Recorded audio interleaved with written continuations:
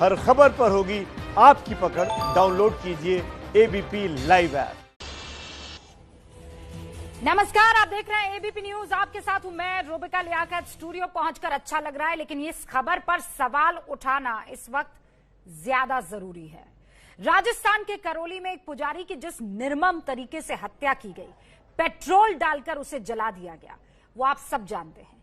लेकिन सवाल यह है और बड़ा है कि हाथरस पर तो हंगामा मचाने वाले ये तमाम सियासतदान पूरी तैयारी के साथ जोरों शोरों के साथ हाथरस में दिखाई देते हैं। करौली में चुप्पी क्यों? एक बाशिंदा तक करौली में नजर क्यों नहीं आ रहा है? दबंगों के सामने जायज सवाल उठाने वाले एक पुजारी को पहले तो पेट्रोल छिड़ककर आग लगा दी जाती है, उसके बाद उसके परिवार को इंसाफ के लिए धरने पर बैठना पड़ता है। सरकार तब भी कोई कार्रवाई नहीं करती, या सरकार का कोई नुमाइंदा, कोई मंत्री पीड़ित परिवार से मिलने तक नहीं जाता। ताज्जुब ये है कि ये वही लोग हैं जो एक हफ्ते पहले योगी सरकार को घेरने के लिए सड़कों पर उतर गए थे, लेकिन आज सीएम गहलोत मीडिया के सामने आकर भी करौली पर बोलने से कतराते रहे, भाग गए। खैर, खबर यह है कि पीड़ित परिवार को सरकार की तरफ से नौकरी, 10 लाख मुआवजे का भरोसा, और यह कहा गया है कि हम आपके साथ हैं, इंसाफ पूरी तरीके से आपको मिलेगा। लेकिन पूरा इंसाफ तब तक बाकी है जब तक आरोपियों को फांसी की सजा ना मिल जाए। हाथरस पर हो हल्ला करने वाली कांग्रेस के राज में ऐसी घटना कैसे हो जाती है, इसी पर करेंगे बड़ी बहस। लेकिन पहले आप ये रिपोर्ट देख लीजिए। पुजारी की हत्या के बाद राजनीति का अखाड़ा बना राजस्थान। तो मुझे लगता है कि कांग्रेस की जो शीर्ष नेतृत्व है और उनके मुख्यमंत्री जी हैं, इनका दिल और दिमाग और संवेदनाएं जाति और धर्म और क्षेत्र के हिसाब से भेदभाव करते हैं। 50 लाख के मुआवजे पर छिड़ा सियासी संग्राम। उनको इनसे कोई लेना देना नहीं है। मेरा एमएलए मेरा साथ बना रहे, वो चाहे जनता को लूटे, चाहे कुछ भी माफियाओं से मिले। ऐसा राज राजस्थान में चल रहा है। मेरा ये मानना है करोड़ेलाल जी से उन सभी लोगों से मिलती है जो लाश पर राजनीति करने की आदत से बाहर आए, और जो कुछ हक की बात है हम भी चाहते हैं कुछ परिवार को। हत्या पर सवालों से बचकर भागे सीएम गहलोत।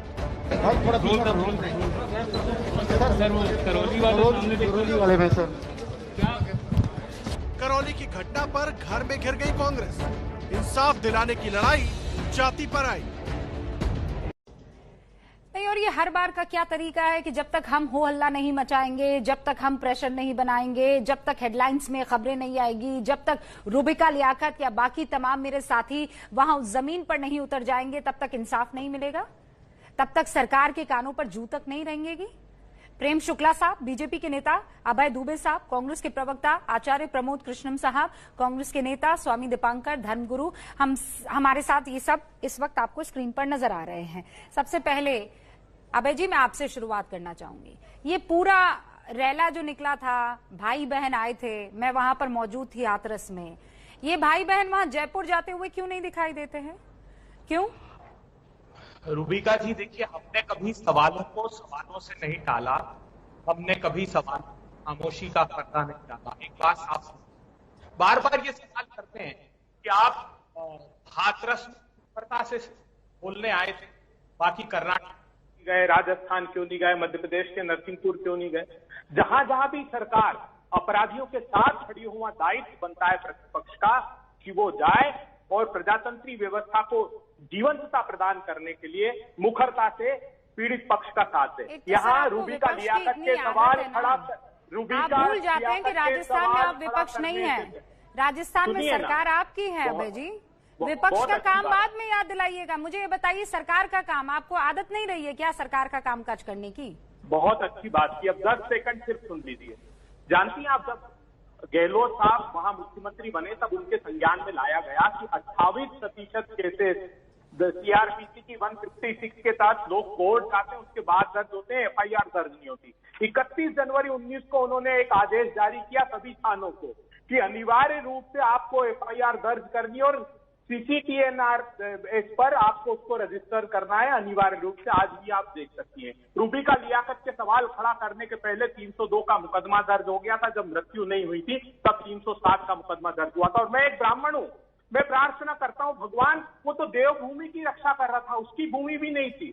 हर वो व्यक्ति जो अपराधियों के साथ हो, चाहे वो सत्ता हो, प्रतिपक्ष हो, अभय दुबे हो, प्रेम शुक्ला हो, वो पाप का भागी होगा। अब उसके साथ नहीं, ये तो आप निबंध पढ़ रहे हैं ना कि हम अपराधियों के साथ खड़े नहीं हैं, हम जो है हमेशा इंसाफ के लिए लड़ाई को आगे बढ़ाते रहे। मेरा तो सीधा सवाल था, प्रियंका गांधी, राहुल गांधी पूरे रैली के साथ वहां राजस्थान में जाते हुए क्यों नजर नहीं आए? क्यों राजस्थान के अपने ही मुख्यमंत्री से उन्होंने इस्तीफा नहीं मांगा?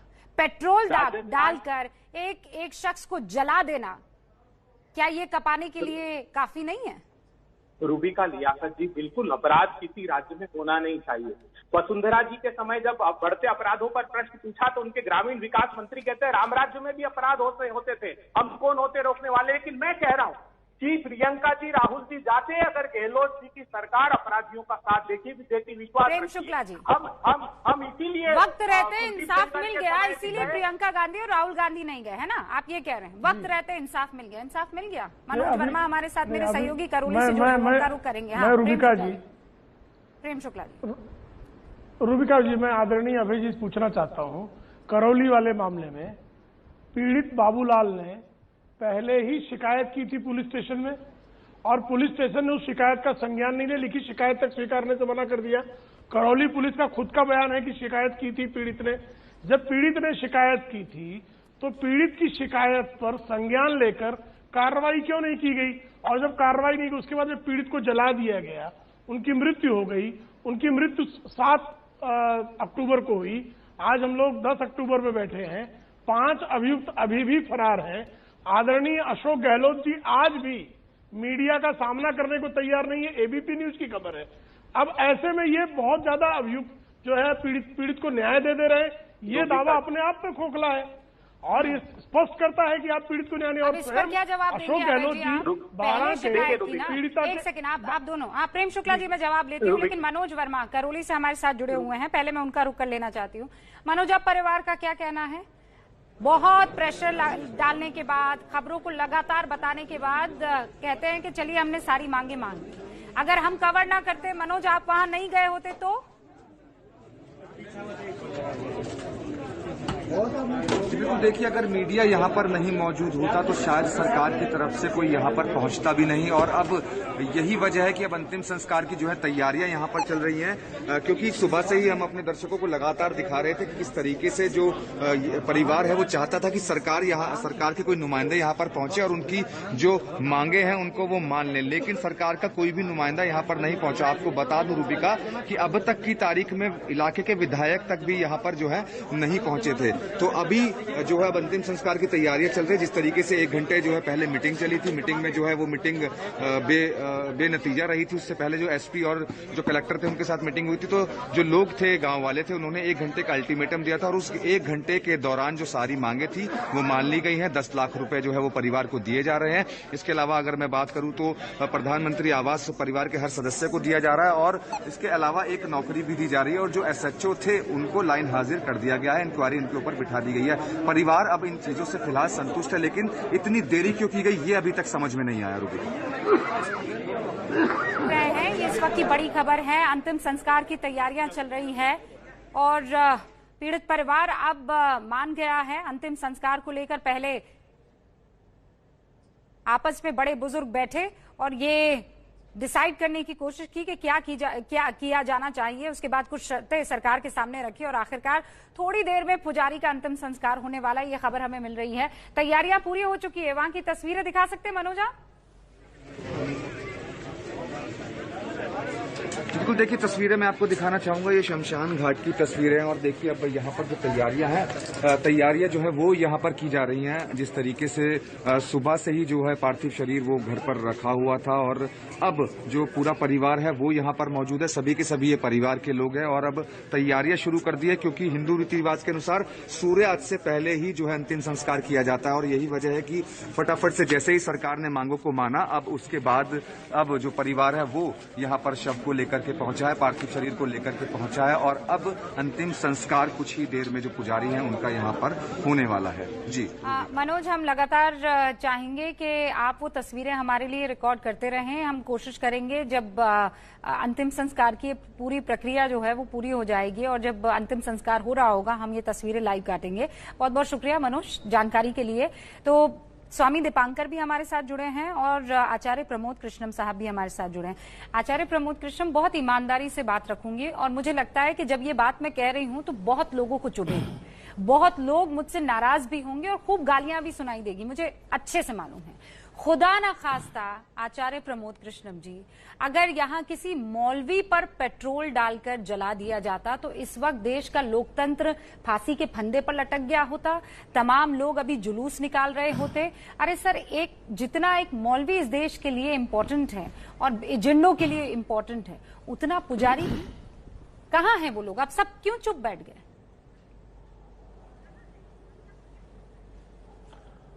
रूबिका जी, मैं आपकी नीयत पे कोई शक नहीं कर रहा हूं और ना ही मुझे उस पे शक करने का अधिकार है, लेकिन एक बात मैं कहूं कि राजस्थान में जो घटना घटी है ये बहुत बीभत्स है, जघन्य है, घोर पाप है। किसी व्यक्ति को जिंदा जला दिया जाए, इससे बड़ा पाप, इससे बड़ा गुनाह हो नहीं सकता। लेकिन परिवार वालों की मांग के मुताबिक उनको 10 लाख रुपए की बात हो गई है, उनको नौकरी देने की बात हो गई है, वो संतुष्ट हैं बेचारे, कर भी क्या सकते हैं। और अंतिम संस्कार भी हो रहा है, समझदारी से लोगों ने फैसला लिया होगा। बात यहां तक नहीं रुकनी चाहिए। अगर आप ईमानदारी से बहस करा रही हैं तो मैं भी ईमानदारी से बात करना चाहता हूं और मेरी ईमानदारी पे भी आप शक ना करें, मैंने आपकी ईमानदारी पे शक नहीं किया है। नहीं। सरकार के प्रतिनिधि को, किसी मिनिस्टर को वहां जाना चाहिए था, वहां के स्थानीय विधायक को वहां जाना चाहिए था। एक जिम्मेदारी बनती है, इंसानियत का तकाजा है। सवाल है राजनीति का, राजनीति तो होती रहेगी। प्रेम शुक्ला जी बैठे हैं, हम और आप आपस में भिड़ते रहेंगे।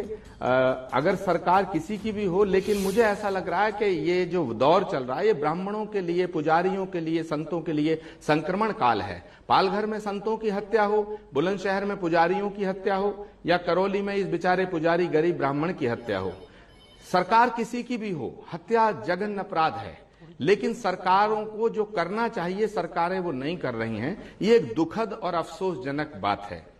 अब सवाल है राजस्थान का, आप जो बार बार सवाल कर रहे हो तो सवाल तो उठेगा। आपने मौलवी साहब का नाम लिया, अगर मौलवी साहब की हत्या होगी तब भी सवाल उठना चाहिए, पुजारी की हत्या होगी तब भी सवाल उठना चाहिए। ये सारे राजनीतिक सिस्टम को सोचना चाहिए। मैं आज कह रहा हूं, मैं कांग्रेस के समर्थन में बात करता हूं हमेशा, मैं कांग्रेस पार्टी का समर्थक हूं, कांग्रेस के साथ जुड़ा हूं, लेकिन पहले हिंदुस्तानी हूं, पहले भारतवासी हूं। किसी भी इंसान की हत्या पे न ताली बजाई जा सकती है, ना खुशी व्यक्त की जा सकती है, दर्द होना चाहिए। राजस्थान की सरकार को मैंने कोशिश की थी राजस्थान के मुख्यमंत्री जी से बात करने की, लेकिन मेरी बात नहीं हो पाई। मैं तो कहना चाहता था कि कम से कम 50 लाख का मुआवजा दिया जाए, क्योंकि व्यक्ति को हत्या होने के बाद वापस नहीं किया जा सकता है, वो पैसों से भरपाई नहीं हो सकती है। लेकिन ये सवाल केवल एक पार्टी के खिलाफ उठे, एक राज्य के खिलाफ उठे, मैं इससे सहमत नहीं हूं।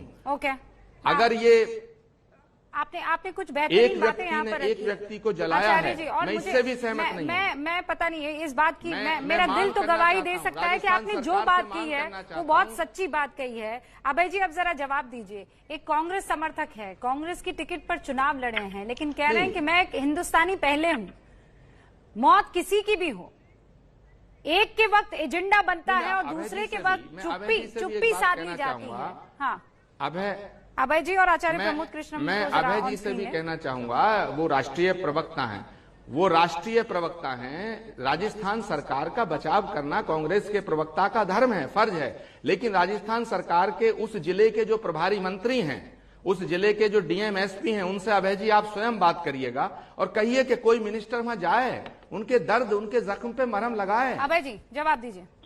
और मैं मांग करता हूं कि राजस्थान सरकार को थोड़ा मुआवजा बढ़ाना चाहिए। बताइए अभय जी। मैं एक बात साफ कहना चाहता हूँ, कांग्रेस पार्टी के बचाव में नहीं।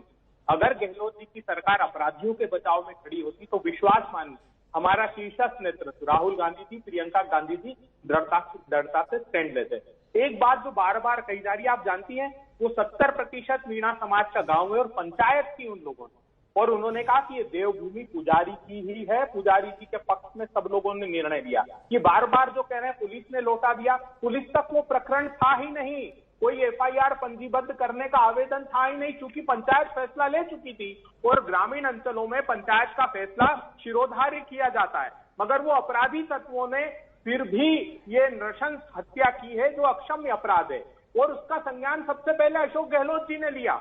आपके चैनल पर मैं आश्वस्त करता हूँ, प्रमोद कृष्णम जी हमारे वरिष्ठ हैं, सुनिए ना, मैं जी कहाँ संज्ञान ली, मुझे ये बताइए ना। आज जाकर आप लोग सारी बातें मान रहे हैं, नहीं, वो भी इसलिए मान रहे हैं क्योंकि एबीपी न्यूज की स्क्रीन पर करौली और राजस्थान के मुख्यमंत्री बड़ी बड़ी तस्वीरें सब दिखाई दे रही है, तो आप लोगों के ऊपर प्रेशर बन रहा है, वरना तो आपने इसको एकदम कोने से निकाल दिया होता इस मामले को। आपके समाचार दिखाने के पहले 302 का प्रकरण दर्ज कर लिया था, हाथरस की तरह नहीं कि एडीजी लॉ एंड ऑर्डर में बलात्कार हुआ ही नहीं, हाथरस की तरह नहीं 14 को बलात्कार हुआ और 20 तारीख को उसका प्रेम शुक्ला जी जवाब दीजिए। हाथरस की तरह नहीं कि 22 तारीख को वेजाइनल स्वैब ले और उसके बाद हो गई बात आपकी अभय जी।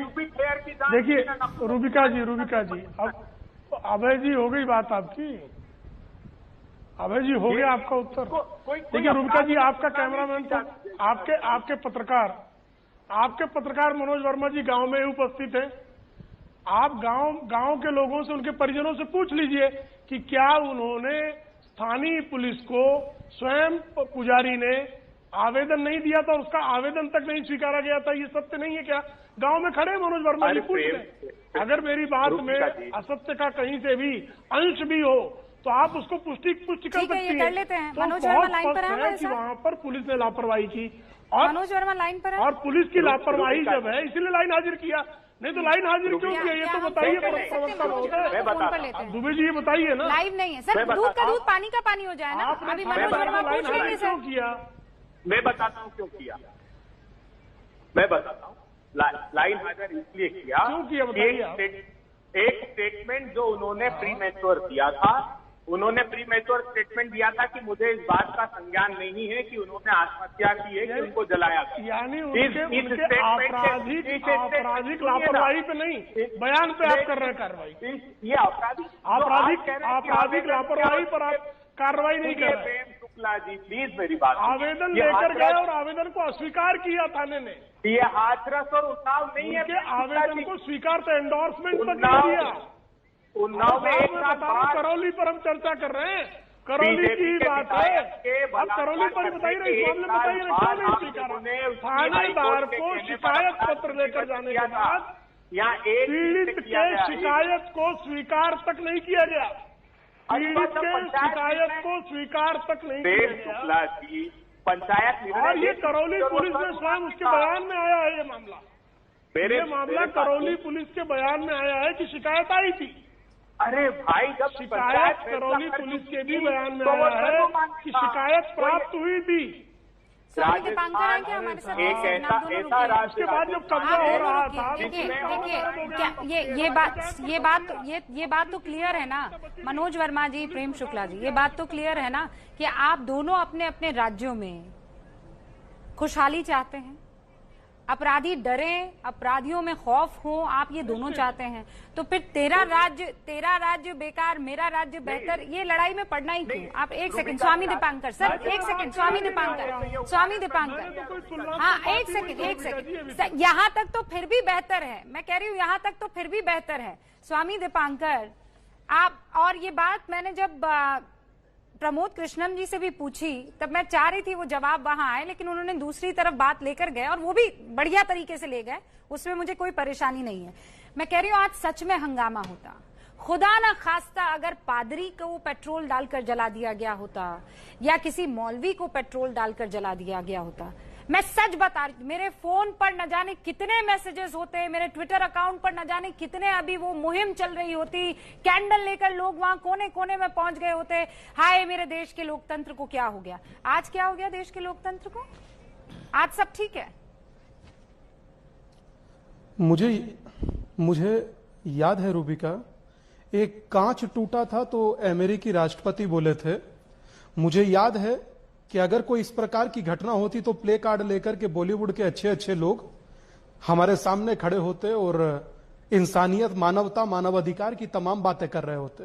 पर आज प्रमोद जी ने बातें कही, मुझे सही लगा, समझ में आता है। मुझे भी। मगर मैं सोच रहा हूं पिछले 15 मिनट की बहस में कि 2 दिन से पुजारी सोच रहा, 2 दिन से देवता सोच रहा होगा कि मेरा पुजारी आया क्यों नहीं। मैं ये सोच रहा था जब आप 15 मिनट से बहस कर रही थी, तो मैं सोच रहा था कि देवता सोच रहा होगा कि 2 दिन से पुजारी आया क्यों नहीं। चाहे कर्नाटक में 3 पुजारी हो, पालघर में साधु हो, बुलंदशहर हो या वर्तमान राजस्थान हो, हम लोगों के ऊपर मुझे लगता है कि ये वक्त अच्छा नहीं, या हम लोगों अब लोगों को अच्छे नहीं लगते, या हो सकता है कि राजनीति के शिकार हम लोग हो रहे हैं। कुछ भी बात कही जा सकती है, मगर ये बात एक कटु सत्य है कि वर्तमान सन्यासियों के साथ, पुजारियों के साथ जो हो रहा है वो किसी भी स्वस्थ लोकतंत्र की अच्छी तस्वीर तो कम से कम नहीं हो सकती। उसके लिए पर हाँ, ये है आगे आएगा, कहा जा सकता है रूबिका के प्रमोद कृष्णम आगे आएंगे, उसके लिए स्वामी दीपांकर आगे आएंगे, लेकिन उसके लिए कोई और बुद्धिजीवी नहीं दिखाई देगा। कोई और बुद्धिजीवी, मैं कह रही हूँ स्वामी दीपांकर जी, आप लिख कर ले लीजिए, कोई आ जाए आप लोगों के लिए लड़ाई लड़ने, नहीं आएगा, क्योंकि इसमें वोट बैंक नहीं है ना, इसमें किसी तरह की वो एलिटिज्म नहीं दिखता है कि ये देखिए ये लोग हम। तो आज सवाल यही पूछ रहे हैं कि हाथरस पर हंगामा मचाने वाले सियासतदान करौली पर खामोश क्यों हैं।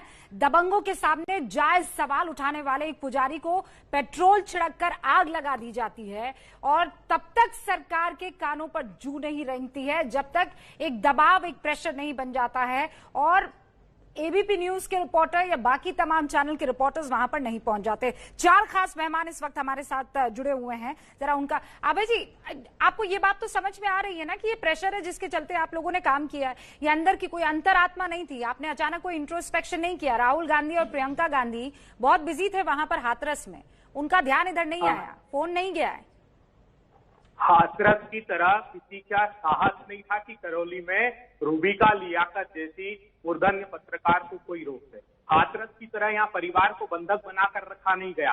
हाथरस की तरह प्रतिपक्ष को बर्बरता से लाठियों से पीटा नहीं गया यहाँ पर रूबिका जी। और आप बार बार जो कह रही है मौलवी होता तो 62 करोड़ देश के किसान जिनके लिए राहुल गांधी लड़ते हैं वो मौलवी नहीं है। वो मजदूर जो दर की ठोकरें खा रहे थे 40 करोड़, वो मौलवी नहीं थे। वो हाथरस की बिटिया, वो दलित परिवार की, वो मौलवी नहीं थी। वो उन्नाव की बिटिया, वो मौलवी परिवार नहीं था। आप समझिए, जहां भी सरकार व्यवस्थागत, संस्थागत रूप से अपराधियों के साथ खड़ी होगी वहां ये होगा, विश्वास रखिए। वहां रूबिका लियाकत जैसी साहसी पत्रकार बुलंद आवाज में मुखरता से ये बात कहेगी कि उनको न्याय दीजिए। और मुझे प्रसन्नता है, अशोक गहलोत जी ने विपक्ष को भी कहा कि आप आइए और आप अगर धरना देना और विश्वास मानिए, ये मानक बना लिया था। आज मैं एक आश्वस्ति और देता हूं, आचार्य प्रमोद कृष्णन जी बहुत विद्वान हमारे अग्रज हैं, कि मैं ये कहूंगा गहलोत साहब से कि कम से कम 5-6 बच्चियों की आजीवन वो शिक्षा मुक्त जहां वो पढ़ना चाहे वो करे। और आचार्य प्रमोद कृष्णन जी की बात भी मैं पार्टी में रखूंगा। और मुझे लगता है कि इतने संवेदनशील मुख्यमंत्री हैं अशोक गहलोत जी कि वो इन बातों को स्वीकार करेंगे। आज सर सुनिए, मैंने सुना आपको, मैं चाहती थी आप अपनी पूरी बात रख लें और उसके बाद मैं आपके सवालों का जवाब दूं। आप कह रहे हैं कि वो मौलवी नहीं थे जिनके लिए आवाज उठाई जा रही है, ठीक है। मुझे ये बताइए कि वो गौमांस रखने के आरोप में अखलाक नाम के एक शख्स को पीट कर हत्या कर दी गई थी। आपने देखा था ना हिंदुस्तान में फिर क्या हुआ था। फिर जनवरी 2016 रोहित वेमुला केस में जानते हैं ना आप क्या हुआ था। फिर 2017 गौ तस्करी के आरोप में इसी राजस्थान के अलवर में पहलू खान, पता है ना आपको क्या हुआ था। जून 2017 ट्रेन में वो जुनैद को पीट कर मार दिया गया था, पता है ना आपको क्या हुआ था। फिर 2018 जुलाई 2018 20 जुलाई 2018 हाथरस में ये मर्डर केस आपने देखा था ना पूरे हिंदुस्तान में क्या हुआ था। रूबिका क्या हुआ था। मैं जो वो सवाल पूछ रही हूँ ना, वो सवाल देखकर, विटनेस करके, हर एक पहलू को जांच परख कर पूछ रही हूँ। फिलहाल आपको रोक रही हूँ इसलिए क्योंकि एक बड़ी खबर आ रही है, राजस्थान के करौली में पुजारी का अंतिम संस्कार हो गया है। राजस्थान के करौली में इस वक्त ये बड़ी खबर आ रही है। मनोज मेरे सहयोगी इस वक्त हमारे साथ फोन लाइन पर जुड़ चुके हैं, लाइव इनफैक्ट जुड़ चुके हैं। मनोज, देखिए रुबिका, बात की आपको लाइव तस्वीरें जो है हम आपको दिखाएंगे। देखिए अंतिम संस्कार यहाँ पर पुजारी का हो गया और काफी देर लगी अंतिम संस्कार होने में। हालांकि अंतिम संस्कार पहले ही हो जाना चाहिए था। अगर सरकार मान जाती तो सरकार का कोई नुमाइंदा यहाँ पर पहुंच जाता था। लेकिन चलिए, देर आए दुरुस्त आए और अब जो मांगे हैं वो मान ली गई और उसके बाद परिवार भी जो है वो मांगों से संतुष्ट है। और तस्वीरें आप देख रहे हैं शमशान घाट की, जहाँ पर जो पुजारी हैं बाबूलाल, उनका अब अंतिम संस्कार हो रहा है। परिवार के जो लोग हैं वो यहाँ पर मौजूद है। करौली के जो सांसद है वो यहाँ पर तस्वीरों में आपको सामने नजर आ रहे होंगे। व्हाइट कलर का कुर्ता पजामा उन्होंने पहना हुआ है और सुबह से ही ये लोग धरने पर बैठे हुए थे। पूरे गांव वाले जो थे वो धरने पर बैठे हुए थे। सांसद महोदय खुद यहाँ पर मौजूद थे, राज्यसभा सांसद भी यहाँ पर मौजूद थे, लोकसभा सांसद भी यहाँ पर मौजूद थे। और गांव वाले लगातार ये मांग कर रहे थे कि जब तक मुआवजा नहीं मिलेगा तब तक अंतिम संस्कार नहीं किया जाएगा। और अब क्योंकि जब मांगे थी वो मान ली गई है और उसके बाद ये अंतिम संस्कार अब यहाँ पर शुरू हो गया है और गांव वाले भी संतुष्ट हैं और परिवार जो है वो भी संतुष्ट है। जी, ये तस्वीरें इस वक्त आप देख रहे हैं। पुजारी की नृशंस हत्या हुई और उसके बाद परिवार वालों ने कहा कि अंतिम संस्कार तब तक नहीं होगा जब तक हमारी मांगे नहीं मान ली जाती है। एक नुमाइंदा सरकार का वहां नहीं गया था, लेकिन आज 3 दिन बाद पुजारी के अंतिम संस्कार की ये तस्वीरें आप टेलीविजन स्क्रीन पर देख रहे हैं। करौली में पुजारी के परिवार को अब इस बात की संतुष्टि है कि चूंकि वादा किया गया है सरकार की तरफ से, बातें मान ली गई है। एक सदस्य को सरकारी नौकरी, प्रधानमंत्री आवास योजना के तहत घर मिलेगा। वहां पर आज सांसद भी पहुंचे थे और मांगे मानने के बाद ये अंतिम संस्कार, परिवार राजी हुआ। लेकिन सच्चाई ये है कि अब ये पुजारी लौटकर अपने परिवार के पास नहीं आने वाला है। अभय जी, मैं अपनी चर्चा पर आना चाहती हूँ और उन सवालों का जवाब चाहती हूँ। मुझे चाहे वो कठुआ हो, चाहे वो जुनैद हो, चाहे वो राजस्थान का अलवर हो, चाहे वो रोहित वेमुला हो, पूरे देश में क्या आप जानते हैं क्या स्थिति थी? आप जानते हैं कितने जुलूस निकले थे? क्या ये तस्वीर डराती नहीं है? क्यों? क्योंकि राजस्थान में सरकार जो है वो बीजेपी की नहीं है। क्यों? क्योंकि वो जो पूरा एक गैंग है जो नैरेटिव बिल्डिंग करता है, वो यहां पर अपने मुंह पर पट्टी लगा लेगा क्योंकि वो उनके एजेंडा में फिट नहीं बैठता है। रूबिका लियाकत जी, महात्मा गांधी जी कहते थे कि वो उस हिंदू धर्म को मानते हैं जो गाय की पूजा का प्रवर्तन करता है, और गाय की पूजा का प्रवर्तन करने वाला धर्म किसी की नृशंस हत्या की अनुमति नहीं देता। तो जितनी उदाहरण आप कह रही हैं वो सरकार के अन्याय थे इसलिए खड़े हुए थे। चाहे वो रोहित वेमुला हो, चाहे अखलाक को आप देखिए, वहां भारतीय जनता पार्टी के नेता उनके खिलाफ जाकर खड़े हुए। थाने तक राजस्थान की जिस घटना का जिक्र कर रही है, भारतीय जनता पार्टी के नेता उन अपराधियों को थाने में हार पहनाने गए। क्या बात करते हैं? केंद्रीय मंत्री अगर मॉब लिंचिंग होती है उन अपराधियों को हार पहनाने जाएगा जिसने संविधान की शपथ ली है। तो रूबिका लियाकत और अभय दुबे और आचार्य प्रमोद कृष्णम जी का दायित्व बनता है कि दृढ़ता से उन लोगों के समर्थन में खड़े हो जाए जो पीड़ित है। रूबिका जी, तो हमको इतिहास क्षमा नहीं करेगा। ओके, प्रेम शुक्ला जी, इसका जवाब दीजिए। अभय जी, अभी भी आप इसको बिल्कुल दूसरी जगह लेकर जा रहे हैं। आप जानते हैं कि मैं किस तरफ इशारा कर रही हूँ। बहुत अच्छा प्रश्न आपने और बहुत अच्छी बहस आपने कराई। बहुत अच्छा प्रश्न, बहुत अच्छी बहस कराई आपने। जो बहस की, आपको ध्यान होगा ग्राहम स्टेन्स की हत्या हुई थी, कांग्रेस शासित राज्य था, आदरणीय अटल बिहारी वाजपेयी जी के कार्यकाल में हुई थी। श्रीमती सोनिया गांधी ने संयुक्त राष्ट्र के सदस्य देशों तक में ये मामला उठा दिया था कि नहीं उठा दिया था? ये सत्य है कि नहीं है?